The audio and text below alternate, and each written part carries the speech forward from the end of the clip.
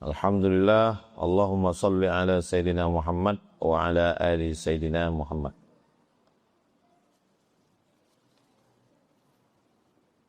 Banyak anak muda ingin hijrah, tapi di sisi lain kami harus menghadapi realita susahnya mencari kerja.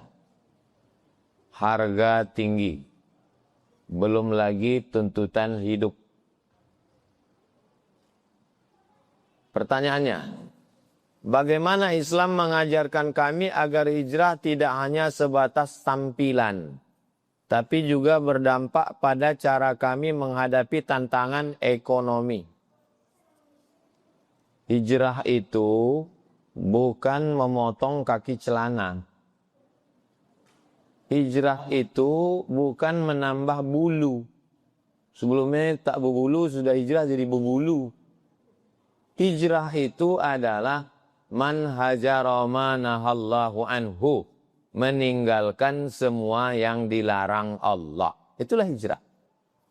Walaupun kaki celananya sudah dipotong, walaupun sudah berjanggut, walaupun sudah pakai jilbab panjang kalau perempuan, walaupun sudah pakai jubah, tapi kalau menabungnya masih di bank konvensional, belum hijrah.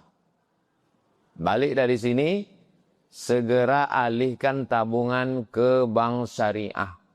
Bank Riau Kepri Syariah, Bank Syariah Indonesia, Bank Muamalat. Saya bukan agen bank syariah. Semua kita ini berpindah ke bank syariah, saya tak dapat persen apa-apa. Saya hanya mau mengajarkan bahwa yang namanya hijrah itu total. Dari A sampai Z. Ya ayyuhalladzina amanu, hai orang beriman, udkhulu fis-silmi. Hijrahlah kamu, masuklah ke dalam Islam kafah, total. Jadi banyak orang hijrah hanya pada casingnya saja, tampilannya saja. Tapi kualitas isinya tidak. Maka hijrah secara ekonomi lepas dari riba, tidak lagi menggunakan judi online, pinjaman online, terjerat maksiat, total dari mulai pendidikannya. Ini banyak orang hijrah, orang tuanya sudah tobat, anaknya masih sekolah di sekolah yang tidak islami. Ibunya sudah ikut pengajian, jilbabnya panjang, waktu anaknya nikah masih tetap keong racun, kucing garong, selimut tetangga, pulang-pulang berbadan dua. Ibunya jilbabnya panjang pergi ke mall, anaknya pakai rok pendek. Apa ini namanya? Jadi hijrah itu artinya man hajara ma nahallahu anhu, tinggalkan semua yang dilarang Allah Subhanahu wa ta'ala. Kami anak muda mau hijrah, tapi kami susah cari kerja. Loh, apa hubungannya sama hijrah? Namanya hijrah itu ya meninggalkan pekerjaan yang haram. Harga tinggi. Belum lagi tuntutan hidup, Pak Ustadz. Dimanapun kita tinggal, di zaman kapanpun kita hidup, pilihan kita cuma ada dua. Halal, haram. Rupanya kalau kita hidup di zaman Nabi, pilihannya cuma halal aja. Enggak. Di zaman Nabi juga pilihannya dua. Halal, haram. Saya kalau hidup zaman Nabi, saya mungkin baik, Pak Ustadz. Belum tentu. Kalau hidup zaman Nabi, bisa ikut Abu Lahab. Zaman Nabi Musa, pilihannya dua. Ikut Nabi Musa atau ikut Fir'aun. Zaman Nabi Ibrahim, pilihannya dua. Ikut Nabi Ibrahim atau ikut Namrus. Zaman Nabi Isa, pilihannya dua. Ikut Nabi Isa bersama Hawariyin, atau ikut Yahudi yang menentang dakwah Nabi. Zaman Nabi Muhammad, pilihannya dua. Ikut Nabi Muhammad SAW atau ikut Abu Jahal, Abu Lahab, kafir musyrik, Yahudi, Nasrani. Zaman sekarang pun begitu juga. Jadi jangan salahkan zaman, jangan salahkan waktu. Kenapa saya hidup di Pekanbaru? Kenapa saya hidup tahun 2025? Kenapa saya bukan orang Arab? Kenapa saya tidak hidup zaman dulu? Orang yang menyalah-nyalahkan waktu ini. Memang nggak cocok dia hidup, mati aja cocoknya. Bagaimana cara menyikapi orang yang zalim kepada kita? Dengan rasa ikhlas dan sabar. Saya kalau saya dizolimi orang, dicoret-coretnya foto saya, diedit-editnya muka saya, diuploadnya di FB. Lalu kemudian saya berdoa kepada Allah. Ya Allah, sabarkanlah aku. Bodoh kali. Saya diajak orang, saya nggak berdoa minta sabar. Saya pergi ke Polda. Saya lapor dia. Pak polisi, saya diajak orang. Mana buktinya? Nih di FB. Orang mana dia? Orang Riau. Ini FB. Kalau gitu Ustaz kami BAP. Silakan BAP. Di BAP saya. Nanti Ustaz jadwal ceramahnya terganggu karena nanti dipanggil ke kejaksaan. Enggak apa-apa. Saya kosongkan. Panggil saya 2 kali saya ke kejaksaan. 2 kali dia tak datang. Mencret dia. Ini kalau yang begini-begini ini salah nanya sama saya. Ini cari sama ustadz yang melo. Maafkan aja. Serahkan pada Allah. Saya kalau dizalimi orang, saya balas. Hah? Jangan mau dizalimi orang, lawan. Jangan mau dibully, lawan. Saya, mahasiswa saya, anak saya, ponakan saya, tidak saya ajarkan mengadu sama Allah. Lawan. Kau di pondok gimana? Pulang libur dia dari Bogor. Gimana di pondok? Alhamdulillah. Ada kawan mengejek-ngejek? Ada kawan membuli? Enggak ada. Kalau ada, lawan. Kalau lebih tinggi dia, ini ke lehernya. Ha. Kalau tak sampai tangan kau, lutut kau ke senapan anginnya itu. Ha. Jangan nih biar anak kita balik dari sekolah mengadu. Ma, aku tadi diajak kawan, maafkan dia, serahkan pada Allah. Matilah anak kita digitukan. Nyama. Datang perempuan ke Rimbo Panjang. Ustadz, suamiku tak mengasih belanja. Aku dianiayanya. Ada ayah kau. Ada Pak Ustadz. Ada abang kau. Ada Pak Ustadz. Bawa dia ke sini. Biar kuajar mereka. Perempuan itu dilindungi oleh 6. Abangnya. Adiknya. Ayahnya. Atuknya. Pakciknya.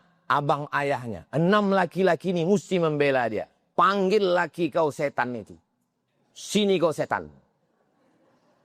Ini entah karena semangat, entah karena lapar lain. Ini jam-jam segini ini memang mau marah aja bawaannya. Nah, Ustaz, bagaimana caranya menyikapi orang yang zalim kepada kita? Kalau dia melanggar hukum negara kesatuan Republik Indonesia, lapor. Ada pengacara di Pekanbaru ini yang zalim kepada saya. Oh, saya cari pengacara yang lebih hebat.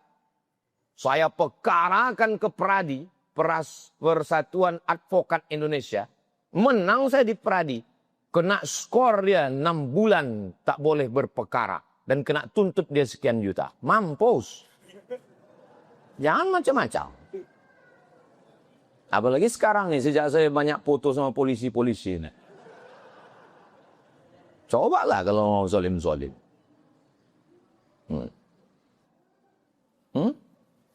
Tapi kalau kita tak tahu mau ngadu kemana.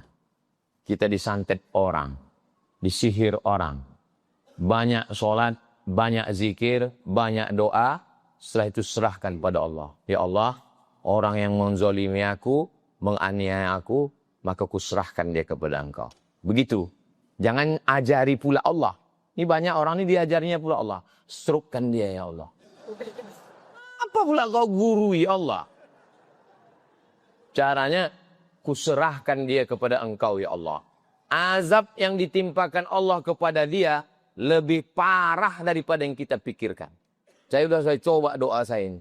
Ya Allah, orang yang menzalimi aku, menganiaya aku, dia hamba Engkau, nyawanya di dalam genggaman kudrat iradat Engkau, kuserahkan dia pada Engkau ya Allah. Hidupnya menyakitkan, lebih sakit daripada yang kita pikirkan. Jelas, kalau bisa dibawa ke Polda, poldakan. Kalau bisa dibawa ke pengacara, adukan ke hukum. Tapi kalau tak bisa, baru serahkan pada Allah. Sikit-sikit pada Allah, sikit-sikit pada Allah. Mandiri sikit. Bagaimana pandangan Ustadz tentang apologet yang setiap hari berdebat agama di medsos, yang kadang merendahkan agama orang lain, dan efeknya agama kita juga direndahkan? Ud'u ila sabili rabbika bil hikmah. Mengajak orang ke jalan Allah ini yang pertama dengan hikmah.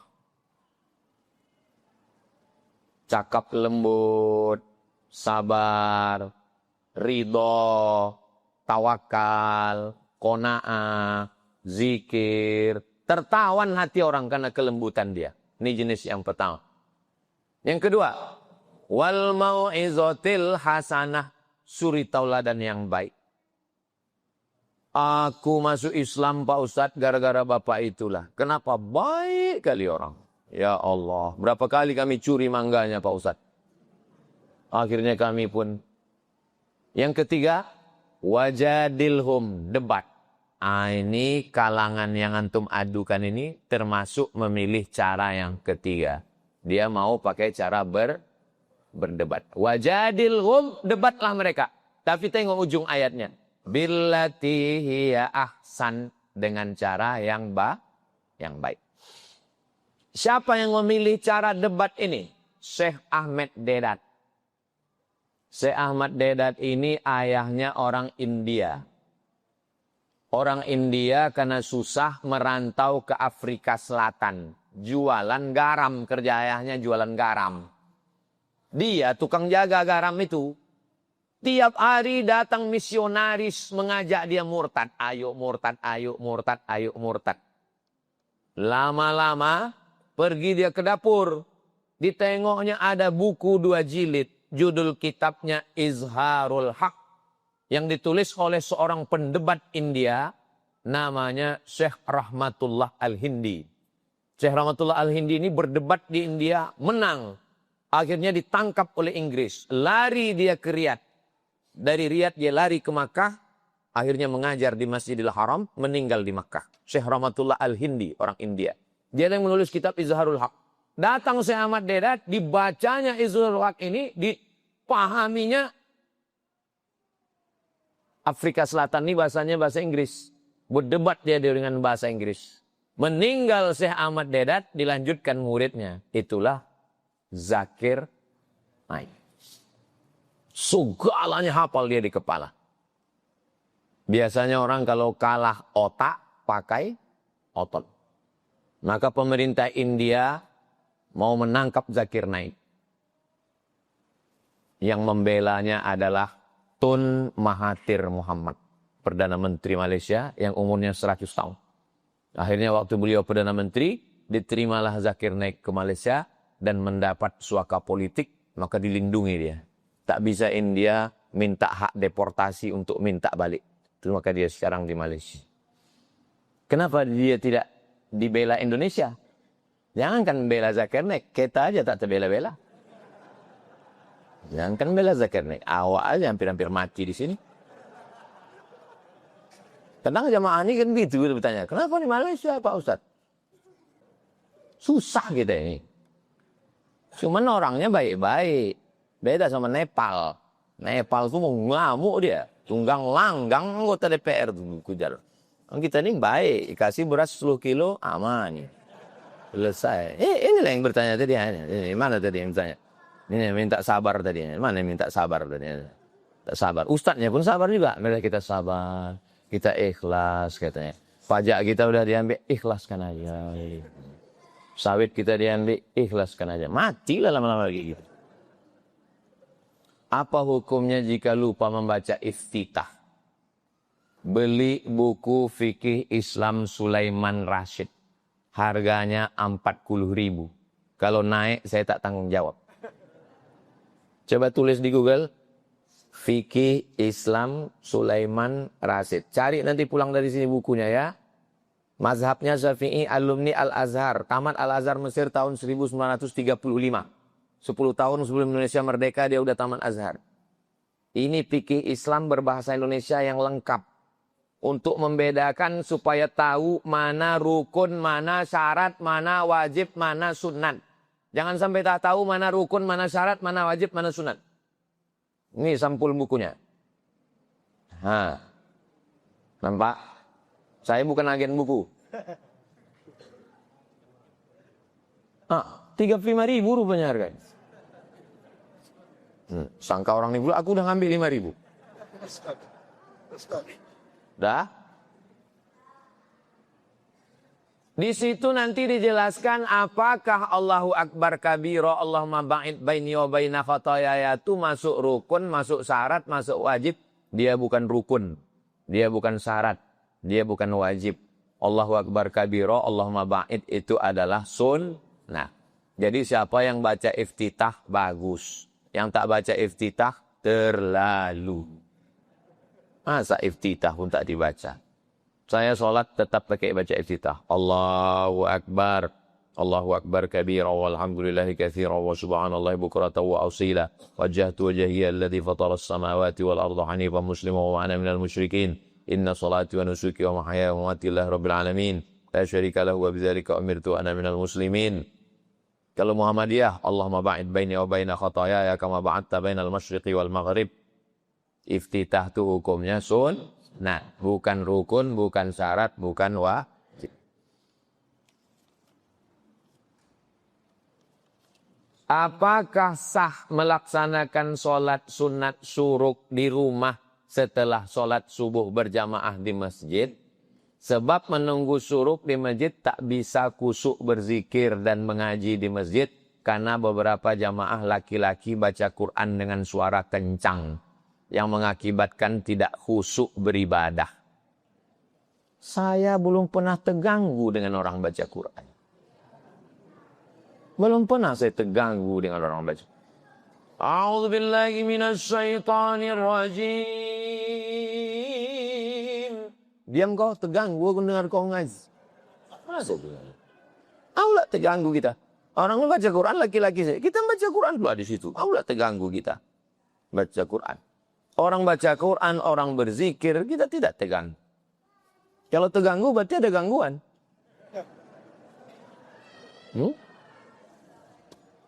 Oke.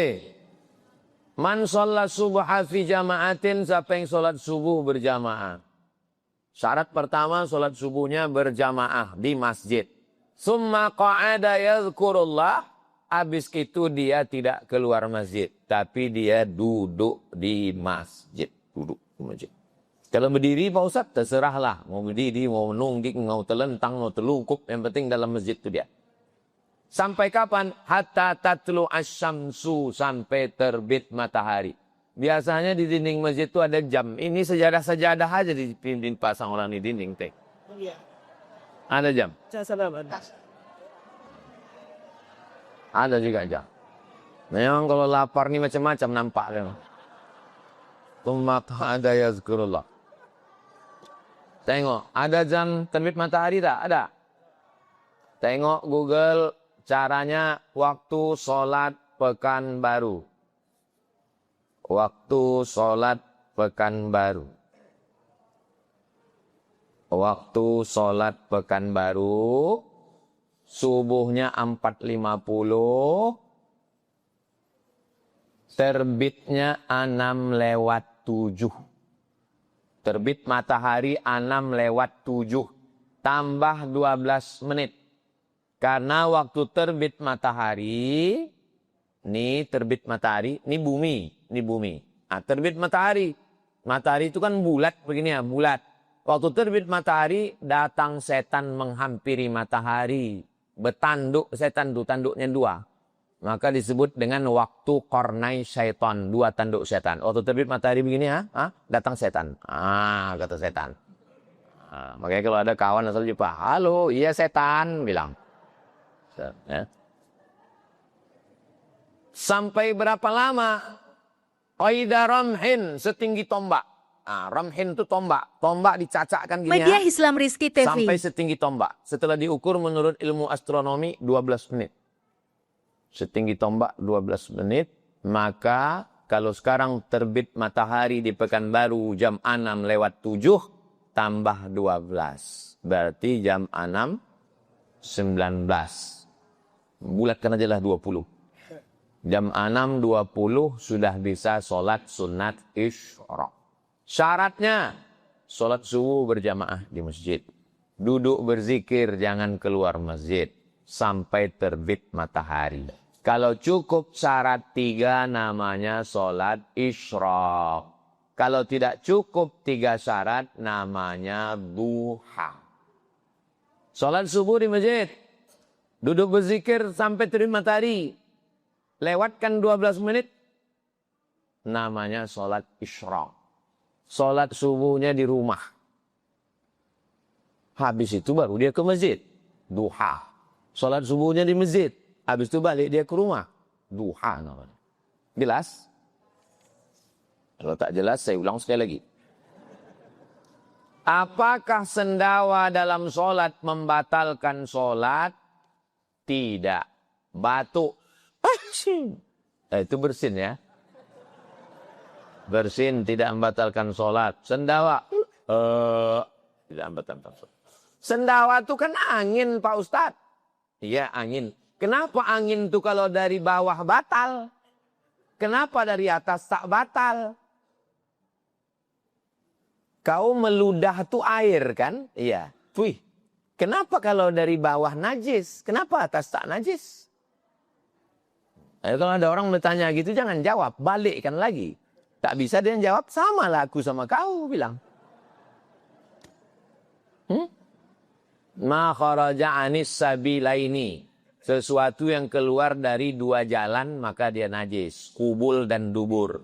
Yang di depan namanya kubul. Yang di belakang namanya dubur. Keluar sesuatu dari situ itu najis. Apa sesuatu? Air, kencing, angin keluar. Najis. Cebong keluar dari situ. Apa kau makan? Kata. Najis juga. Amalan jariah yang diterima almarhum almarhumah adalah salah satunya doa dari anak soleh. Definisi anak soleh itu seperti apa Pak Ustadz? 3. Pertama, akidahnya benar. Ada anak baik, betul. Di mana masjid? Di sana Pak. Pernah dia ke masjid? Tidak. Yang pertama adalah akidah. Asyhadu an la ilaha illallah. Asyhadu anna Muhammadan Rasulullah. Akidah. Yang kedua, ibadah. Betul akidahnya. Tapi ibadah tidak. Tak sembahyang. Tidak soleh. Solat, puasa, zakat, haji bagi yang mampu. Pertama akidah. Pokok pangkal yang pertama akidah, akidah, akidah. Mudah-mudahan anak kita semuanya selamat akidah. Makanya doa selamat itu pertama selamat akidah. Allahumma inna nas'aluka salamatan akidah. Yang kedua ibadah. Yang ketiga akhlak. Sopan santun, tata krama, tepos liro, budi bahasa. Apalagi Riau ini Melayu. Orang Melayu ini terkenal dengan sopan santun, adat istiadat. Sopan santun gitu ya. Orang Melayu. Saya kan masjid nih segan saya. Kok di luar saya nyanyikan sampai selesai. Jadi anak-anak kita ini kita jaga 3. Masjid ini sudah cantik, bagus. Orang di luar sana masjid kekurangan sajadah. Di sini berlebih-lebih sajadah. Sampai bergantung 3 sajadah. Orang di luar sana mengaji tak nampak ustadznya di luar karena tak muat. Di sini, wah kayak akuarium di atas. Hai Besti. Lampu cantik, kaligrafi mantap, tak ada kurangnya. Pakai AC pula. Khawatir saya banyak yang numpang tidur siang di sini. Kita jawab dulu pertanyaan-pertanyaan ini ya. Mudah-mudahan pertanyaannya berkualitas. Kadang jamaah ini lain-lain aja pertanyaannya. Ustaz Somad, kalau kita di bulan nanti kiblatnya kemana? La ilallah. Cuma ada aja pertanyaan lain. Bagaimana tindakan kita terhadap anak-anak yang luar biasa bisiknya ketika sholat di masjid sehingga mengganggu kekhusyuan kita dalam beribadah? Sudah dinasihati tak juga. Bagaimana Pak Ustadz? Seminggu yang lalu saya dapat kiriman video. Jadi ada 3 orang anak-anak di belakang ributnya minta ampun. Bapak di depan ini emosi, disipakkannya anak tuh terbang. Saya menengok, mak bapak ni pemain taekwondo nampaknya. Kalau di masjidmu masih ada anak-anak, berarti 30 tahun lagi Masjid Raya Al-Muttaqin masih ada orang sholat berjamaah. Tapi kalau di masjidmu tak ada lagi anak-anak, lebih banyak batuk daripada ayat, sunyi sepi tak ada suara, alamat masjidmu menjadi sarang walet. Jadi kalau begitu anak-anak ke masjid ini bagus apa tak bagus? Pandang kanan anak-anak, pandang kiri, masih merekam anakku, ya Allah, anak soleh. Pandang ke depan anak-anak, pandang ke kiri, anak-anak perempuan pula berjilbab terjebak di tengah bapak-bapak. Begitulah dia sayang sama ayahnya. Cinta pertama anak perempuan adalah ayahnya. Jangan sampai dia curhat ke anak lajang yang bukan mahram gara-gara jauh dari ayah. Dekat hubungan dengan anak. Cuman kadang anak ini kan tak semuanya baik macam Ustaz Somad waktu kecil dulu. Jadi bisa ditiru yang dilakukan Masjid Agung An-Nur Pekanbaru. Jadi waktu saya ceramah Ramadan, pas pulang saya tengok anak-anak dibariskan satu di belakang. Ada petugas satu orang pakai jubah warna hijau membawa rotan. Begitu saya dekat, senyum dia. Mau kau pukul anak? Enggak, nakut-nakut dia. Berani kau pukul anak? Ngamuklah bapaknya Pak Ustaz. Jadi silakan anak-anak di belakang, tapi ada satu petugas supaya anak-anaknya angkat satu petugas. Nanti petugas ini sholatnya belakangan. Pas sudah di ujung-ujung masbuk dia, atau dibuatkan sholat khusus untuk dia berjamaah dengan jamaah yang lain. Sama macam petugas penjaga imam di Masjidil Haram. Karena takut imam ditikam orang dari belakang. Nikam tak banyak, yang mau selfie nih yang banyak. Nanti begitu salat, Assalamualaikum warahmatullahi. Assalamualaikum warahmatullahi. Mereka pun pergi sholat, tetap dapat pahala berjamaah. Apakah boleh anak-anak kecil ini diselipkan di tengah sop bapak-bapak supaya anak ini diam? Anak-anak memutus sop, tapi dia tidak memutus sop kalau cukup 3 syarat. Yang pertama, ujung senapang angin sudah berpotong. Kan tak mungkin kita angkat satu petugas di pintu, tugasnya membuka kolor, tengok, oh udah lewat, oh belum ke sana, oh udah. Ini setengah nih kan. Anak saya Sami di Khitan hari ke-8 pakai program namanya Sunatron. Ada namanya orang Riau Wa'atan ini terkenal di Malaysia. Dia punya program namanya Sunatron. Dia tak ingin cuma orang Malaysia dapat nikmat, dibawanya lah ke Riau, ke Indonesia. Akhirnya dibuatlah khitan gratis setiap Jumat 99 orang. Bintang iklannya saya punya. Tak mungkin saya dipotong sekali lagi. Potongan lama aja hampir habis. Jadi selalu saya buatkan iklannya. Anda takut berkhitan, Anda takut lama sembuh, berkhitanlah pakai Sunatron. Pagi khitan, sore bisa akad. Untuk yang mu'alaf. Jadi kadang orang ini takut masuk Islam karena ustadz ini berceramah menakutkan. Yang pertama berkhitan, Nabi Ibrahim umurnya 80 tahun dipotong pakai kampak. Tak jadilah mualaf. Padahal pakai Sunatron ini tak terasa. Nanti saya bawakan. Bukan macam kita zaman dulu. Zaman dulu mau dipotong jam 6 subuh besok, jam 6 malam nih bergerendam di Sungai Deli. Sampai lisut barang tuh. Besok barulah diambil sembilu bambu. Rupanya bapak nih baru pertama kali percobaan. Habis. Jadi anak-anak tidak memutus shop kalau dia sudah berkhitan, karena tak ada najis di ujung pistol. Yang kedua, anak-anak ini memutus shop karena wuduknya tak Saya perhatikan tuh anak-anak lewat saya di MDA, dibukanya keran, diambilnya air, dibukanya keran, sipak-sipaknya. Air tuh sampai kemari, kelingking nih masuk kemari, kalau ini ini bagian dalam telinga nih luar,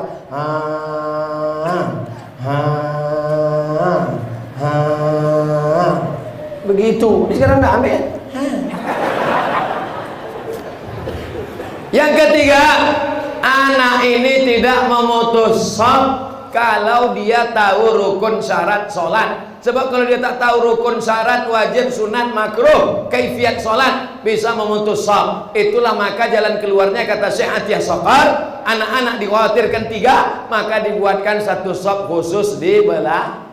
Fungsi anak dibuat di belakang menjadi batas antara laki-laki dewasa dengan perempuan Karena kalau tak ada anak-anak pembatasnya, langsung berjumpa shop belakang dengan ibu-ibu di belakang. Pas pula yang shop belakangnya anak-anak muda, di belakangnya anak gadis, lain bunyi aminnya. Ghairil maghdubi alaihim waladdallin. Amin.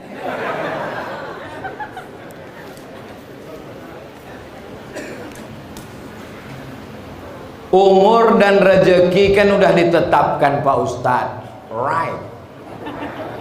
Mengapa kita berdoa umur panjang dan rezeki banyak?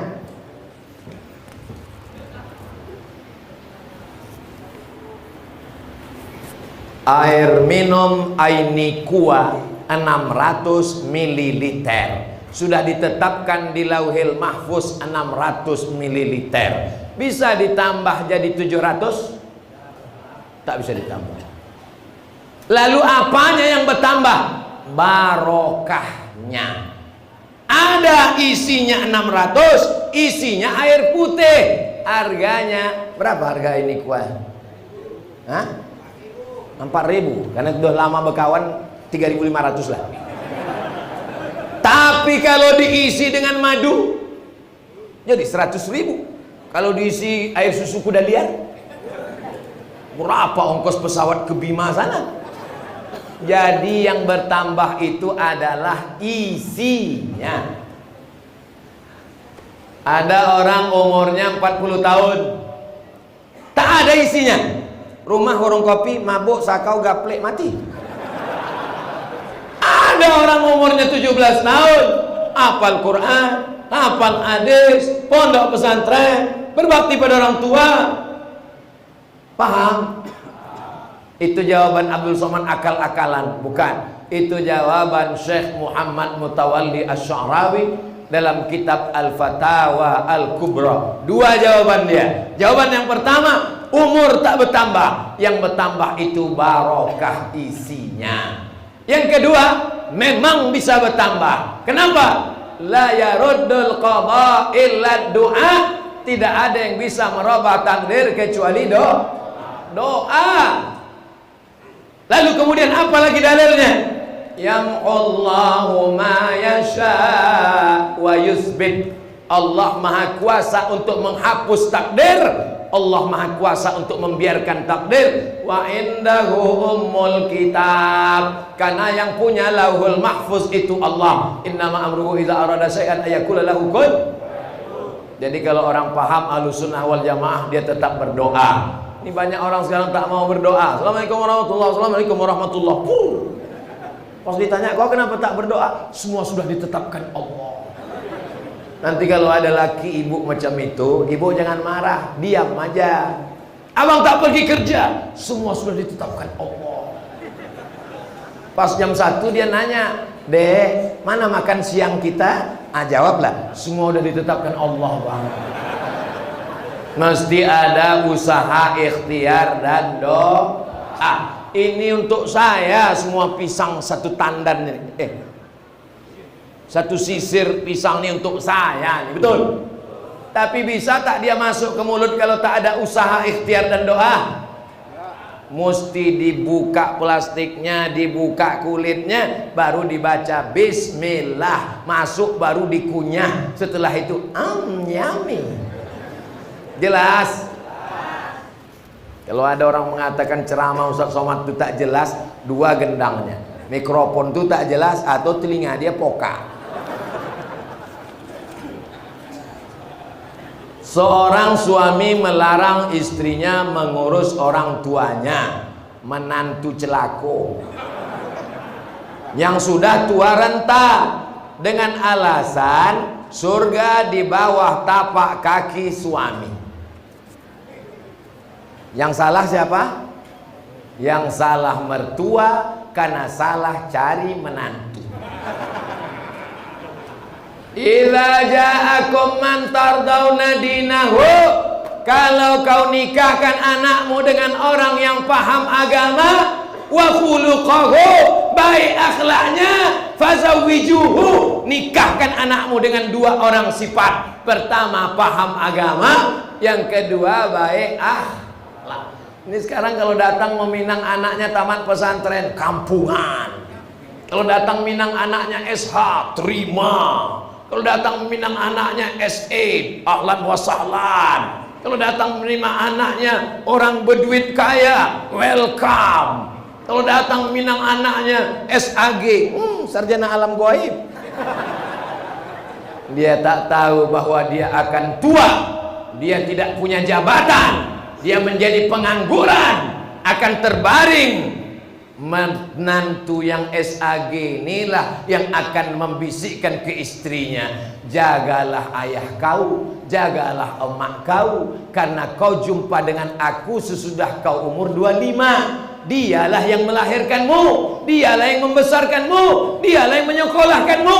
Kalau menantu tahu agama, takkan dibiarkannya mertuanya. Kalau emakmu sayang ke kau, itu biasa nak. Kalau emakmu sayang ke kamu, itu biasa nak. Tapi ada seorang perempuan mengandung anak gadis 9 bulan 10 hari, menyusukan anak 2 tahun, disekolahkannya. Setelah sekolah, diserahkannya ke kau dengan hanya seperangkat alat sholat dan kitab suci Al-Quran. Itulah mertua. Sekarang banyak perempuan ini mau dibodohi. Kau sudah jadi istriku, maka semua STNK, BPKB dan surat-surat tanah untuk aku, karena surgamu di bawah tapak kakiku. Ini pembodohan terhadap perempuan. Tapi kalau perempuan ini rajin pengajian, ikuti tausiah Buya Dr. Amhar Nasution, ikuti pengajian Buya Ustadz Zulfikar Ajar, insya Allah tahu dia hak-haknya. Sehingga kalau ada laki-laki berkata begitu, nanti kalau kau nikah dengan aku, surat tanahmu, surat semuanya, ANS PNS-mu, kau berada di bawah tapak kakiku. Kau tak usah jadi sama kau pun jadi. Bunga bukan setangkai, kumbang bukan seekor, patah tumbuh hilang berganti, hilang satu tumbuh 1000. Pret. Nih anak-anak muda yang tak akan mungkin menyewakan calon-calon mertua. Betul? Ini anak yang bilang betul itu yang belum nikah aja. Ini anak udah 3, betul. Sedap berceramah di Masjid Al-Muttaqin. Padahal saya ini dari pagi tadi tausiah di perumahan Mandala. Habis itu dengan Pak Gubernur di gedung apa tadi, bulat macam bola, Serbaguna. Inilah terakhir malam. Bayangan saya tadi, ini nampaknya tak semangat lagi ceramah. Begitu sampai, apalagi masuk dari jendela tadi, makin tak semangat. Saya tengok pula lagi dinding ini. Ini maulah kultum aja ini. Tapi begitu di depan, mungkin doa-doa tuan-tuan syekh ditiup-tiupnya dari belakang. Semangat awak jadi. Allahu Akbar. Mereka ini guru-guru saya di Mesir, 20 tahun di Mesir. Semua masaih belajar talaki kitab mereka. Tapi Abdul Somad datang sebaya anak-anaknya, mau mereka datang. Di tempat lain mana mau Ustaz? Siapa yang ceramah nanti? Abdul Somad. Masya Allah, doakan guru-guru kita panjang umur sehat badan. Saya doakan juga. Kan pula orang ini aja kalian doakan.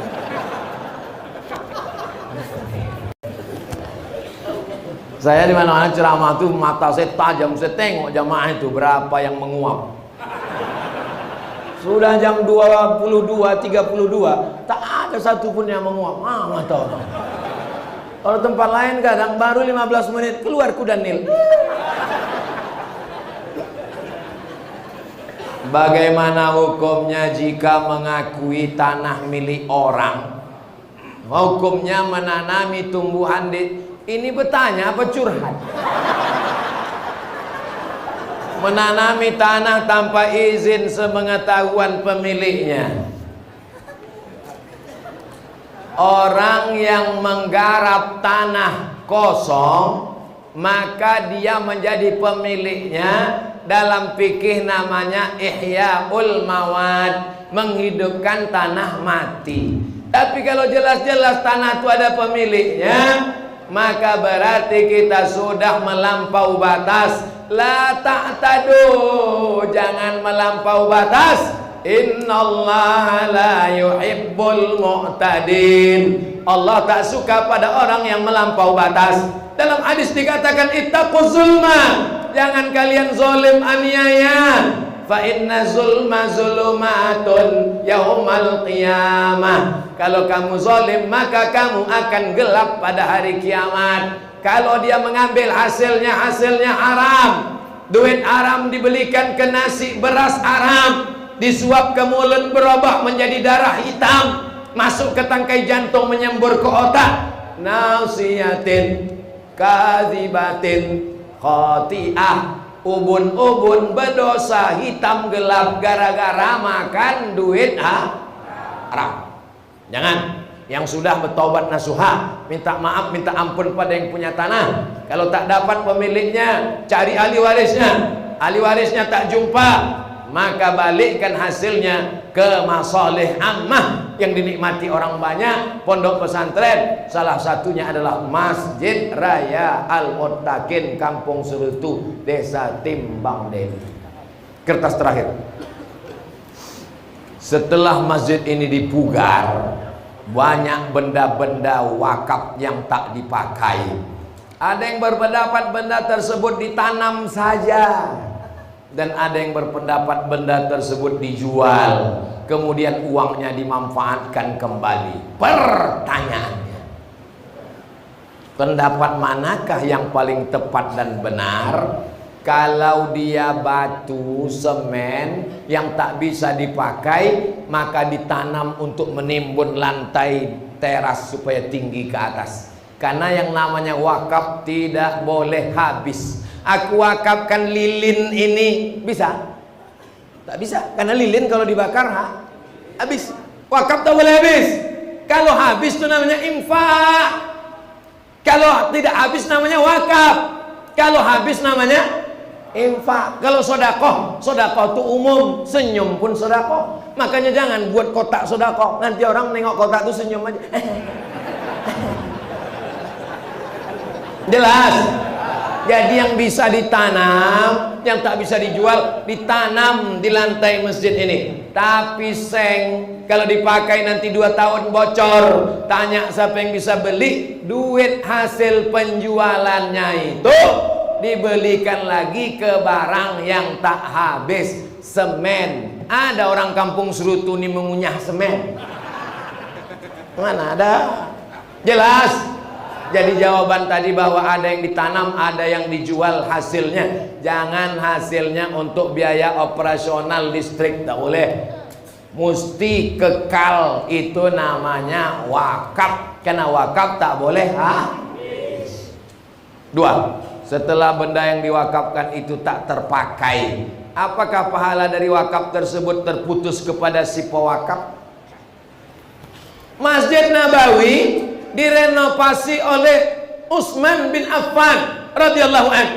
Lalu kemudian muncul sahabat, Bagaimana dengan tiang kurma yang kami wakaf dulu? Bagaimana dengan atap pelepah kurma yang tak terpakai? Komplain mereka. Keluarlah hadis yang diingat oleh Utsman. Man bana masjidan banallahu mithlahu baitan fil jannah. Siapa yang sudah membangun masjid, maka sudah dibangunkan Allah satu tempat di surga. Pahala tetap mengalir sampai hari kiamat. Booking tempat di surga sampai innamal a'malu bin.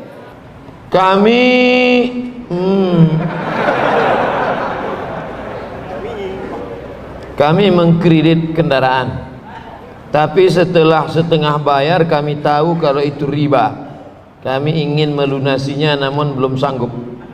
Kalau kami berhenti, kami susah untuk pergi kerja atau pergi jauh, dan juga sudah setengah dibayar. Apa yang harus kami lakukan? Kredit sepeda motor, buka HP sudah, tulis di Google itu Somad Morocco, SOMADMOROCCO, sudah, spasi kredit, KREDIT, kredit, enter. Udah terbuka? Nah, itu dia tulisannya. Itu dia, somadmorocco.blogspot.com. Tulisan ini sudah dibuat Abdul Somad 25 Agustus 2010. Berarti tulisan ini udah berapa tahun udah? 9 tahun. Kenapa tak kalian buka?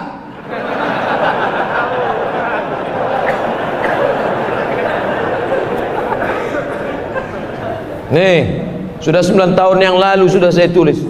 Ini 9 tahun yang lalu sudah saya tulis tentang kredit ini, bahwa kalau uang dengan barang boleh.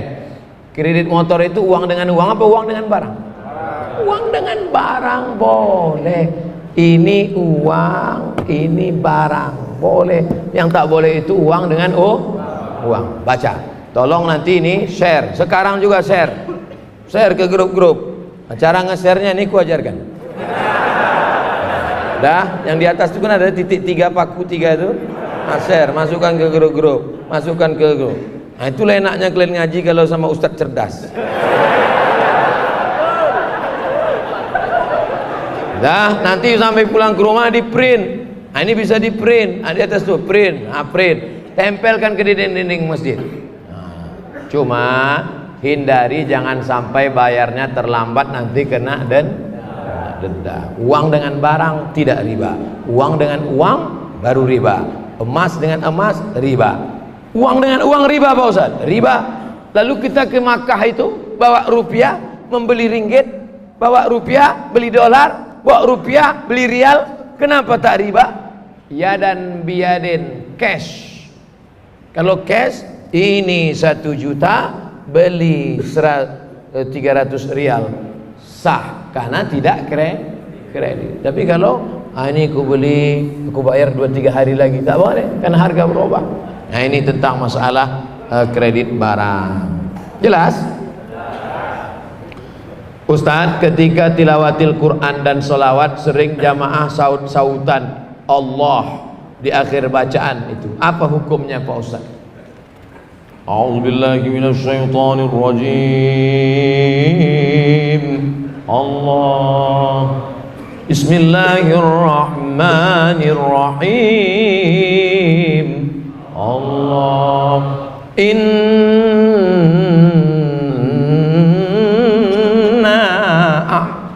a'tainakal kautsar. Masya Allah, Masya Allah. Aku sangka surat apa tadi?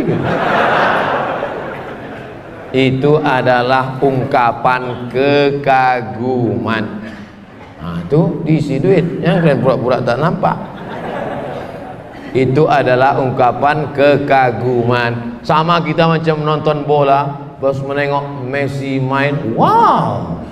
Bos menengok McLaren, amazing. Nah, kan tak mungkin kita dengar orang baca Quran, A'udzubillahi minasyaitonirrajim, amazing. Sesuaikanlah Allah Masya Allah, Tabarakallah. Coba tengok kalau Syekh Nu'ainak mengaji, Taib, Taib, Taib. Taib artinya bagus, bagus. Bukan Taib artinya tak pulang-pulang. Itu adalah ekspresi kekaguman. Dalam sholat fardu yang baca amin setelah surat Al-Fatihah, baca amin terlebih dulu imam, baru makmum, atau berbaringan Pak Ustaz? Idza ammanal imamu fa'aminu. Siapa dulu? Idza ammanal imamu fa'aminu. Kalau imam mau mengucapkan amin, baru kau ikut. Ghairil maghdubi alaihim waladdallin. Belum saya imam nih sekarang. Kita ulang lagi. Ghairil maghdubi alaihim waladdallin. Sudah terdengar bunyi imam tuh baru. Ini banyak ini imam makmum sekarang main salib aja. Ghairil maghdubi alaihim waladdallin. Bunyi hadisnya idza ammanal imam, kalau imam mengucapkan amin, fa aminu, maka makmum ikut. Kuat-kuat bacanya. Karena setan paling takut, paling benci, orang kafir paling takut, paling benci mendengar amin. Amin. Kabulkan ya Allah. Tuati amin. Ini banyak orang amin. Kok kenapa tak kuat?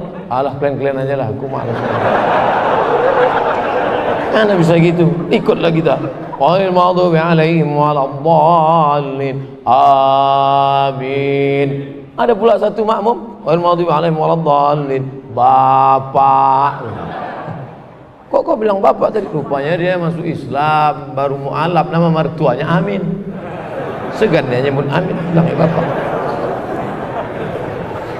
Apabila anak laki-laki bernazar jadi imam sholat jenazah bapaknya, tapi anak ada di Batam, ayahnya di Medan. Apabila orang tua meninggal dan anak terkendala perjalanan pulang, bagaimana bila nazar anak itu tak dapat dilaksanakan? Makanya sebelum bernazar pikir dulu.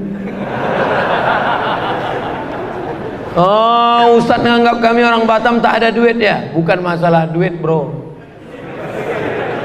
Saya tak jadi ke Anambas itu apakah karena duit? Kenapa? Asap. Iya, kalau bapak mau meninggal bulan April. Kalau bulan-bulan jerebu nih, bulan-bulan asap ini, nah, makanya aku pesankan sama kalian kalau mau meninggal jangan musim asap. Tanya dulu sama orang yang bakar tuh, kapan kalian bakar? Oleh sebab itu maka nazar ini pikirkan baik-baik. Kadang orang ini enak aja mengumbar janji sebelum berbuat. Ustadz, kalau lulus anak saya PNS nanti saya bernazar mau membuatkan suatu WC untuk Masjid Bukit Indah. Begitu anaknya lulus, jangankan WC, batu bata pun tak ingat. Nah, bagaimana kalau tidak bisa dilaksanakan? Fakafaratuhu it'amu 'asharati masakin. Cara menebus nazar sama macam menebus sumpah. 1. Kasih makan 10 fakir miskin, atau kiswatuhum 10 pakaian, au tahriru raqabah, membebaskan budak hamba sahaya. Ini cara Islam menghapuskan hamba sahaya. Kalau engkau mau menghapuskan hamba saya, salah satunya adalah dengan cara menebus kafarat sumpah dan nazar. Kasih makan 10 fakir miskin, tak sanggup Pak Ustaz. Kasih 10 pakaian, tak sanggup juga Pak Ustaz. Bebaskan budak hamba saya, budak-budak Melayu yang ada Pak Ustaz. Budak hamba saya tak ada lagi Pak Ustaz. Yang terakhir, faman lam yajid, siapa yang tak sanggup, fasiyamu salasati ayyam, puasa 3 hari. Puasa 3 hari. Jangan bebankan diri yang kita tidak mampu, karena tak mampu Kalau mau nazar yang kira-kira mampu. Saya nanti kalau begini saya akan puasa sunat. Nah, itu bagus. Ustadz, saya mau tanya, di awal ceramah Ustadz mengatakan orang meninggal tidak baik, orang meninggal lama untuk dikuburkan. Bagaimana menurut Ustadz orang meninggal, seorang tokoh rakyat meninggalnya malam tapi dikuburkan esok siangnya, banyak proses upacaranya Pak Ustadz. Kalau aku baik, maka kalian menjumpakan aku dengan amalku. Tapi kalau aku tak baik, maka kalian sudah melepaskan beban dari pundakmu. Aku Abdul Somad. Kalau aku mati, aku baik, cepat-cepat kalian kebumikan, itu mempercepat aku berjumpa dengan amalku. Tapi kalau aku tak baik, maka kalian cepat-cepat menghilangkan beban dari pundak. Makanya orang meninggal itu lebih cepat, lebih baik, lebih cepat, lebih baik kuburkan. Bagaimana ini dengan tokoh masyarakat, dengan itu, dengan ini? Kita kan malam ini ngaji menurut Quran dan Sunnah dan fatwa para ulama. 3 yang kita ikut: Al-Quran, Sunnah, Al-Ulama, Warasatul Anbiya. Nah, kita kaji malam ini itu. Kita bukan ikut tokoh fulan, tokoh ini, tokoh fulan, tokoh adat, tokoh masyarakat, tokoh besi, tokoh kelontong. Apa hukumnya alat musik Islami dan musik Islami? Macam mana alat musik Islami? Ini gitar yang buncitnya ke dalam Islami gitu. Kalau gitarnya rata, ini gitar kafir gitu. Mana ada alat musik Islami? Suling tak ada. Ini suling syariah, ini suling konvensional. Mana ada? Tak ada alat musik Islami. Pokoknya al-ghina mithlul kalam. Musik lagu itu macam cakap. Kalau isinya baik, ya baik. Tapi kalau isinya tak baik, maka haram. Isinya baik. Rasul menyuruh kita menyantuni anak yatim. Bagus apa tak bagus? Bagus. Maka baik religi, mengingatkan pada mati.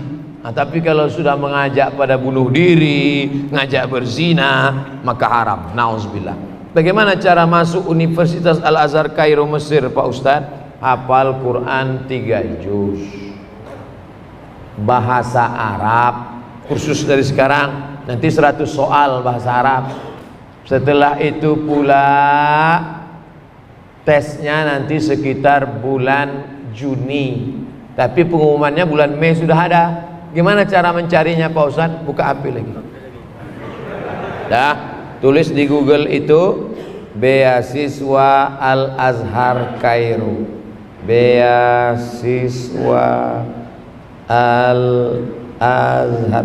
Inilah payahnya masyarakat ini, tinggal nulis ini pun tak tahu dia.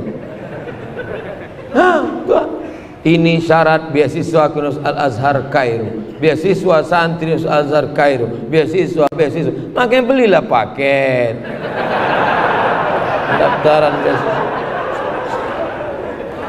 HP itu tak perlu mahal, yang penting cepat dia searchnya.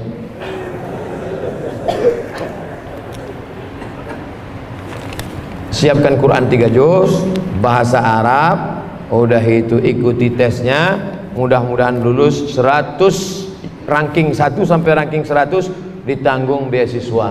Yang 101 sampai berikutnya biaya orang tua. Tapi nanti Bapak hanya tahun pertama itu aja ngirim duit. Biaya hidup di Mesir murah, $100 itu udah makan enak. $100 di tempat kita $1.400.000, baru uang kosnya aja. Di Mesir $100 udah makan cukup semua. 1 tahun pertama itu aja. Tahun kedua berusaha nanti cari beasiswa, IP-nya bagus. Saya tak tamat pesantren, madrasah aliyah. Tapi belajar selesai, tamat LC, habis itu ke Maroko MA, habis itu pulang, habis itu udah tua pun kuliah lagi. Sekarang saya masih mahasiswa semester 6. Saya seorang bapak, 3 orang anak. Mohon doa buat keberkahan keluarga saya. Nanti di akhir majelis kita sama-sama berdoa. Apakah ada hadis atau ayat Quran yang melarang anak-anak ke masjid sholat? Karena setiap dengar azan, anak saya yang bungsu selalu nangis minta ikut ke masjid. Tapi karena kurang ramahnya petugas masjid, terpaksa saya batasin. Ada enggak anak masjid? Nabi lama sujud sampai makmum di belakang heran, ini wahyu kok turun pas sujud. Setelah Nabi bangkit, barulah sahabat di belakang tahu, rupanya cucunya naik ke atas. Itu menunjukkan bahwa membawa anak kecil boleh, tapi cucu Nabi, tak macam cucu kita. Cucu Nabi itu tengoklah patuh, baik. Cucu awak macam hantu. Makanya ulama membagi anak kecil itu menjadi 3 level. Anak kecil itu menjadi 3 level. Pertama namanya sobi. Apa namanya? Sobi. Di atas sobi itu namanya mumayyiz. Di atas mumayyiz itu namanya amrod. Sobi 5 tahun, 4 tahun ke bawah. Ini tak bisa, karena dia tak bisa membedakan mana kawan, mana lawan, mana makanan, mana kotoran. Tak bisa. Inilah umur 5 tahun ke bawah ini. Kalau kita gini kan, kita pula diginikan. Tak bisa. Dari umur 5 mumayyiz, umur 5 sampai agak-agak mau akil balik, 5 ke 10. Ini mumayyiz. Mumayyiz. Nah, nanti kalau ayah sholat diam ya nak ya, diam ya. Jangan ngantuk. Itu bisa. Diam ya. Ini mumayyiz. Bajunya Abdul Somad pula. Ini mumayyiz. Yang mumayyiz ini bisa. Nanti kita letakkan dia, kalau anak di sudut sana ya. Mumayyiz bisa. Yang amrod ini, amrod artinya udah hampir tumbuh bulunya tapi masih halus, bulu janggutnya masih halus. Ini anak-anak orang Arab itu tak macam kita. Orang kita kadang digosok pakai kemiri pun tak tumbuh-tumbuh. Dia udah hampir halus. Pertama akil balik. Adapun yang kecil tadi memang tidak, karena itu nanti na'udzubillah kita letakkan dia di samping kita. Dia pakai pampers, tiba-tiba dia buang air, itu putus sholat. Kalau kita letakkan di tepi sana, dikacaunya pula bapak tu sebelah. Bapak tu sholat, dia pegang-pegang yang jari kecil bapak tu. Bapak tu silap isi paling. Masalah. Jadi yang bisa kita bawa tadi adalah yang mumayyiz. Adapun yang sudah mumayyiz, mungkin agak nakal-nakal dia sikit, lari-lari dia lompat-lompat, maklum lah, jangan dimarahi pak. Jangan sampai ini ada nih pengurus-pengurusnya soal nengok anak kecil, balik buat naik darah tinggi gua aja. Udahlah listrik naik, air mahal, ayah kalian tak mau nyumbang, anaknya pula libur. Padahal 20 tahun akan datang mereka nilai yang akan memakmurkan masjid. Kalau di masjid masih ada anak lari-lari, di masjid masih ada lompat-lompat, bersyukurlah 20 tahun akan datang masjid ini masih tetap banyak sholat berjamaah. Tapi kalau di masjid itu udah sunyi, tak ada anak-anak, isinya orang-orang tua yang udah diintai-intai malaikat maut aja. Sunyi masjid, waspadalah. Nauzubillah. Jangan bangga dengan masjid yang besar, karena di Cordova, di Alhambra masjid besar-besar, tapi sekarang tidak ada sholat berjamaah. Jangan bangga dengan masjid yang besar. Masjid besar bangga, tapi isinya kita persiapkan untuk masa depan. Takbir. Pak Ustadz, saya seorang istri, batasan-batasan bagaimana bersolek yang wajar bagi muslimah. Karena kalau saya bersolek, suami saya selalu tegur, jangan bersolek jahiliyah. Apa maksudnya Pak Ustadz? Misalnya wajah ibu pucat. Kalau silap-silap payah membedakan dia sama kuntilanak. Pucat misalnya habis sakit atau rumah sakit, lalu dipakainya bedak sesuai dengan warna kulit. Merubah yang tak normal jadi normal boleh, tapi yang sudah normal menjadi abnormal, itu bibir udah biasa dipakai sampai 2 inci. Budak putih, muka putih, tangan hitam. Oleh sebab itu maka yang wajar-wajar saja. Engkau cantik bukan karena make upmu, engkau cantik karena bekas wudhu dan tahajudmu. Kecantikan batin, kecantikan yang tidak akan lekang karena lapuk karena hujan dan tak lekang karena apa? Panas. Ibu cantik ya? Iya dong, ini kan bekas wudhu. Jadi kau sangka kami tayamum semua?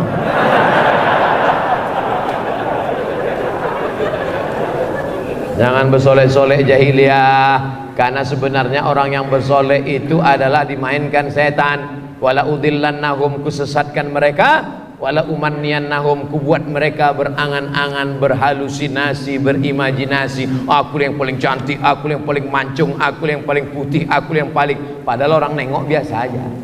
Berhalusinasi, berimajinasi dengan pikirannya. Oleh sebab itu maka perempuan lebih baik menutup wajahnya pakai cadar.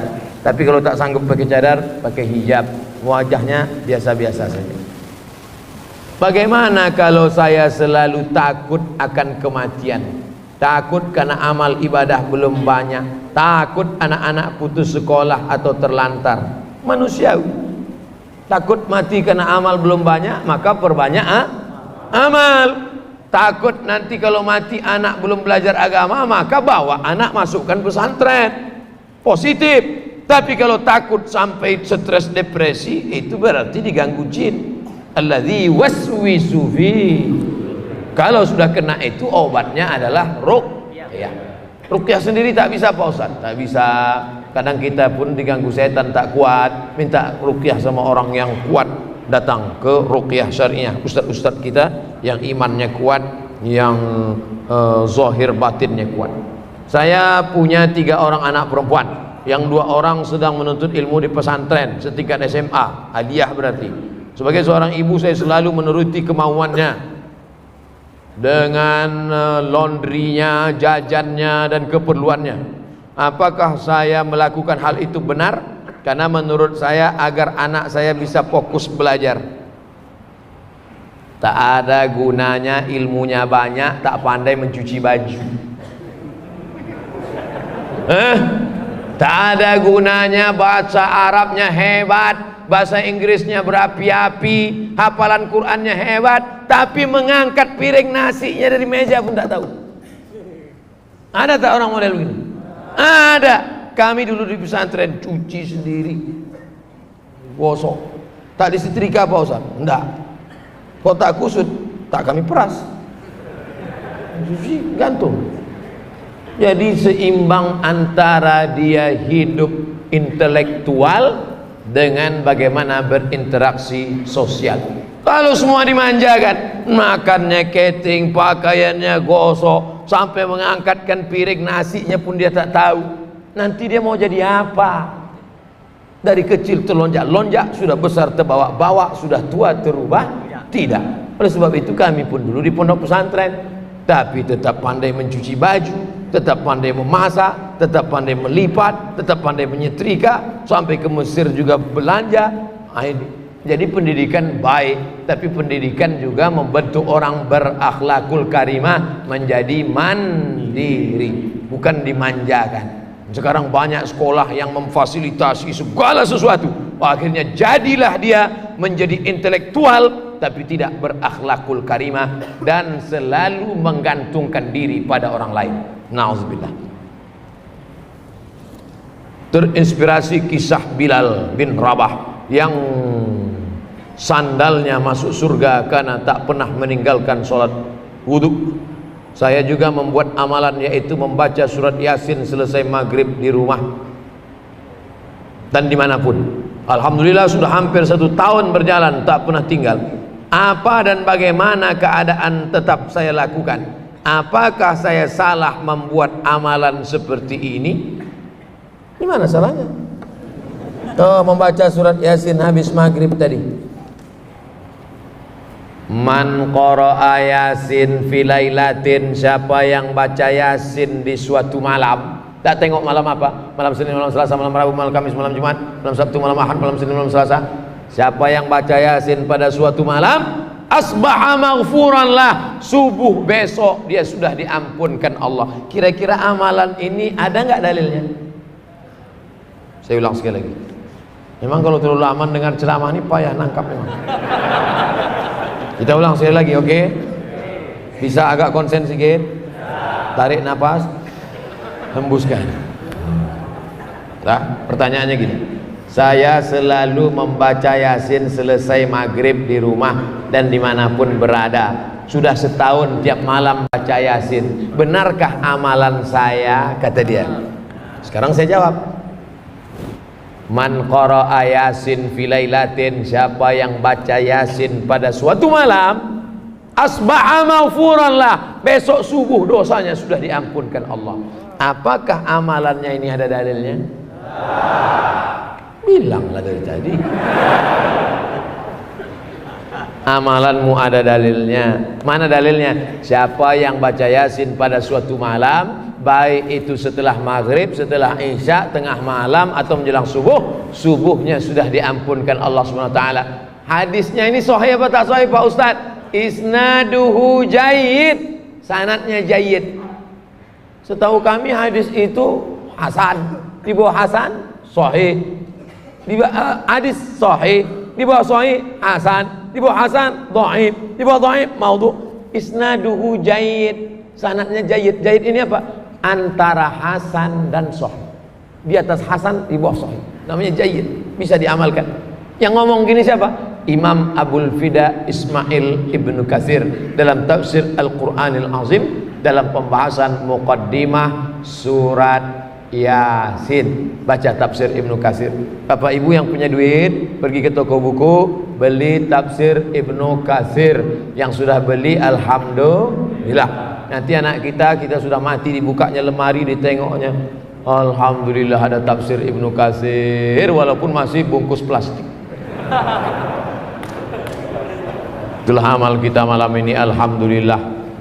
Teringat saya jadi disebar kotak sedekah untuk udah. Oh, rupanya jamaah di Masjid Bukit Indah Sukajadi tidak bersedekah melalui kotak, tapi langsung transfer banking. Wow. Memang generasi milenial ini luar biasa. Assalamualaikum Pak Ketua. Waalaikumsalam. Saya kemarin nggak ngisi, nggak apa-apa, langsung transfer banking. Laporannya sudah berapa? 20.000. Rupanya 20.000 dolar Singapura. Ya Allah, tabarakallah. Ada bendera Singapura berkibar. Saudaraku yang dimuliakan Allah SWT, mudah-mudahan amal kita malam ini diterima Allah SWT. Ala hadhihi niyah